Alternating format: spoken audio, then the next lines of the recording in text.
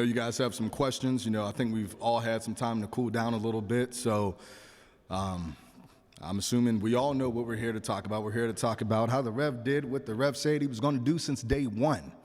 And that was to come in here and be the one that's on the other side of the gate for Fight Underground.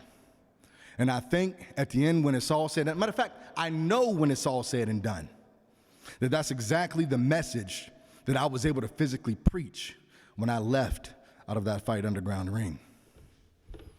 Let's get a question from Bubba Brewer. Rev, I am so excited that you got your first historic victory. I'm all about the Rev. But now, what are you going to do? Because I feel that you can carry this company. Well, that's an honor, and once again, I want to say thank you very much for your veteranship, and best is in the business just like anyone else that's here under the council. I can say this one thing: it doesn't matter what is next, because anything that's put in front of me, best believe I'm going to eat it alive. And make no mistake about it, that this is not a fairy tale. I understand that I capitalized and I got that first win at Fight Underground, but I also understand the realism of it is that just like I got that win, there are multiple others that are lining up and just as hungry as AJ Alexander. They want a shot, and now that target is even bigger. So at the end, when it's all said and done, I welcome any challenge. I welcome any competitor, and I welcome anyone that thinks that they are brave and audacious enough to step into the ring with the savior of professional wrestling. So who's next? That's not my decision. That's your decision. That's the fans' decision. That's Paul Atlas' decision. That is the council's decision. But I'm not going to shy away from any challenge that you guys throw at me. Speaking of Paul Atlas, he's got the next question. Well, Rev, first of all, I'd like to congratulate you on the very first win in Fight Underground. I personally do not share my council member Bubba Brewer's high elation of the Rev. As I've stated before, I know you've come a long way, but you still have not, in my mind, proven to me that you are just yet the one to carry the banner. So what do you think you can do to move forward from here and prove that point?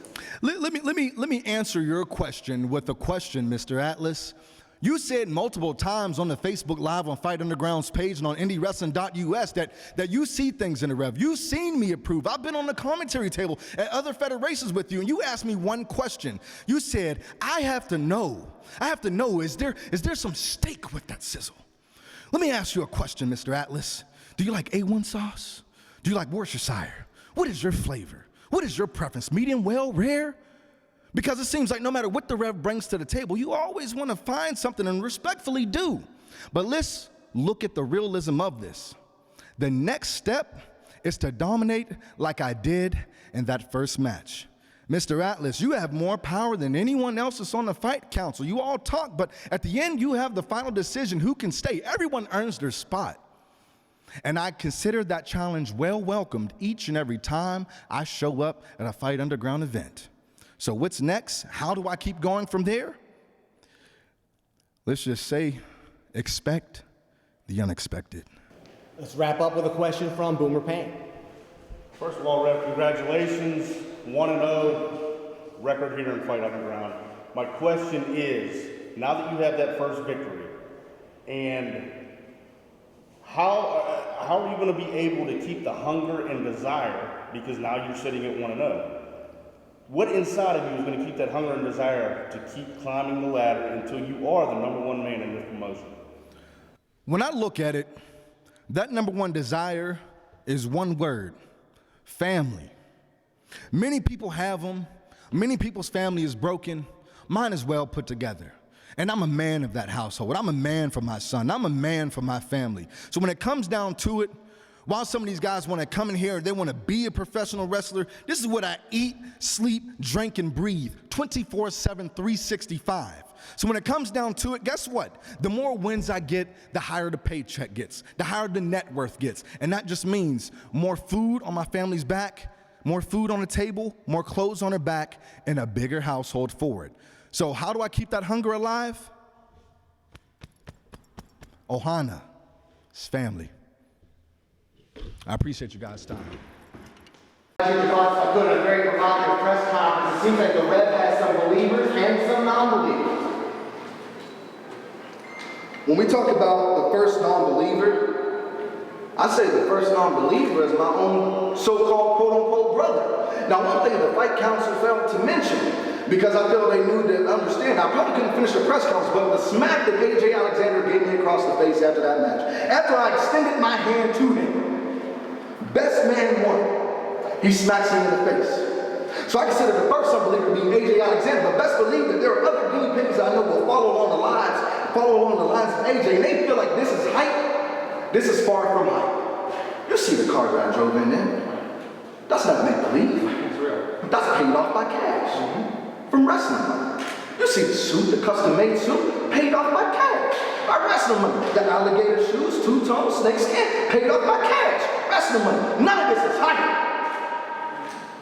And when it comes down to it, I'm still the savior that's trying to pull everybody up from being underground. This is the post-fight press conference for AJ Alexander. We have Paul Atlas, Boomer Payne, and Bubba Brewer of the Fight Council here talking about AJ Alexander, a tough loss to the Reverend Ron Hunt. Yeah, it was a tough loss, but I felt like I really made a statement today when I was able to slap Rev square across his face and step out of his shadow and create my own spotlight. We have Boomer Payne with a question. AJ, you're talking about stepping out of Ron Hunt's shadow, yet you lost. I mean, you seem like you had a really good game plan going in. You fell a little bit short.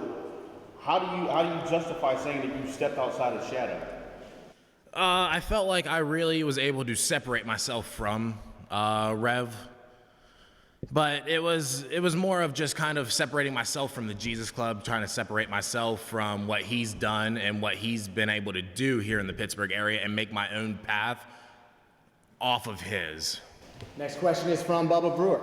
AJ, do you think your inexperience cost you that match against the Rev? And how are you going to now pursue a win in Fight Underground?